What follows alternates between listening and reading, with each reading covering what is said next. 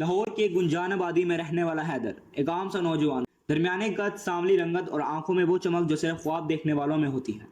اس کا تعلق ایک غریب گھرانے سے تھا۔ والد رکشہ چلاتے تھے اور والدہ سلائی کر کے گھر کا خرچہ چلاتی تھی۔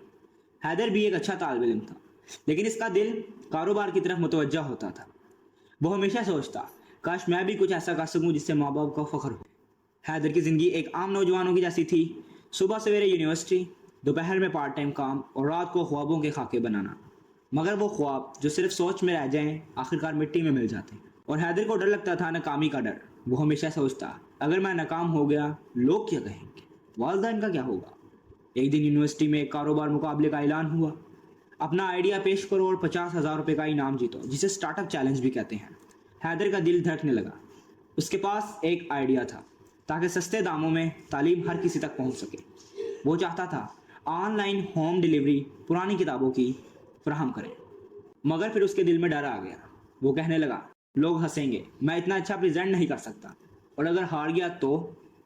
اس رات حیدر نے فائل بند کر دی۔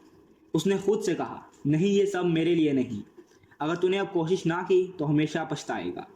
مگر دل کا ایک گوشہ بار بار کہتا۔ اسی رات والد کے ساتھ بیٹھے چائے پیتے وقت حیدر نے دل کی بات کہہ دی۔ والد نے رکشے کی چابی میز پر رکھی اور کہا، میں روز ہزاروں لوگوں کو ان کے مقام تک پہنچاتا ہوں، مگر خود کبھی آگے نہیں بڑھ سکا۔ اگر تو بھی میرے جیسا بن گیا تو میرا خواب مر جائے گا۔ کوشش کر بیٹا، ہار جائے گا تو سیکھے۔ یہ الفاظ حیدر کے اندر کی چنگاری کو آگ لگا دیتے۔ اگلے دن وہ مقابلے میں رجسٹر ہو گیا۔ ایک ہفتے تک دن رات ایک کر دیا۔ فری میں ویب سائٹ بنوائی، کتابوں کے ریٹ جمع کیے اور سلائیڈز تیار کی۔ پریزنٹیشن کا دن آ گیا۔ سامنے 200 لوگ اور ججز کی کرسی پر شہر کے بڑے بڑے بزنس مین بیٹھے تھے۔ ہاتھ کام رہے تھے، آواز لرز رہی تھی، مگر آنکھوں میں باپ کا خواب تھا۔ پریزنٹیشن ختم ہوئی تو چند لوگوں نے مذاق اڑایا، یہ کیا آئیڈیا ہے، پرانی کتابیں بیچنا۔ ایک جج نے کہا، یہ منافع والا ماڈل نہیں لگتا۔ حیدر دل برداشتہ ہو گیا۔ وہ اسٹیج سے اترتے ہوئے خود سے کہہ رہا تھا، شاید میں واقعی ناکام ہوں۔ اس نے دوبارہ کبھی کسی مقابلے میں حصہ نہ لینے کی قسم کھا لی۔ مگر ایک دن اس کے فون پر ایک کال آئی، میں جج کامران بات کر رہا ہوں، تمہارے آئیڈیا میں دم ہے، تمہیں گراؤنڈ پر کام کرنے کی ضرورت ہے، آؤ میں تمہیں گائیڈ کروں۔ وہ حیدر کے لیے روشنی کی کرن تھی۔ حیدر نے ہار کے خوف کو دوبارہ قدموں تلے روندا اور نیا سفر شروع کیا۔ آنے والے مہینوں میں حیدر نے اپنی کتابیں اکٹھی کرنا، انہیں کیٹیگرائز کرنا اور آن لائن اپلوڈ کرنا شروع کیا۔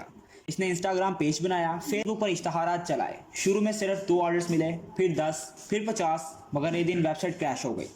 تمام ڈیٹا ختم ہو گیا، 1 مہینے کی کمائی ضائع ہو گئی۔ ہار یا ہمت، یہ اصل سوال تھا حیدر کے ذہن میں۔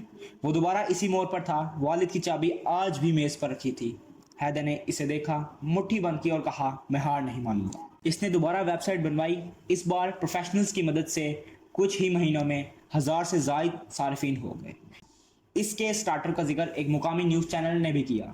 وہی حیدر جو ڈرتا تھا آج دوسروں کو ہار سے لڑنا سکھا رہا تھا۔ آج حیدر اپنی کمیونٹی کے لیے کتاب بینک چلا رہا تھا، جہاں ہر طالب علم کو مفت یا سستے داموں میں کتابیں ملتی ہیں۔ لوگ اب اسے پہچانتے ہیں۔ اس کے والد کی آنکھوں میں فخر کی روشنی تھی۔ کبھی ہار مت مانو، کیونکہ اصل ہار کوشش نہ کرنا ہے۔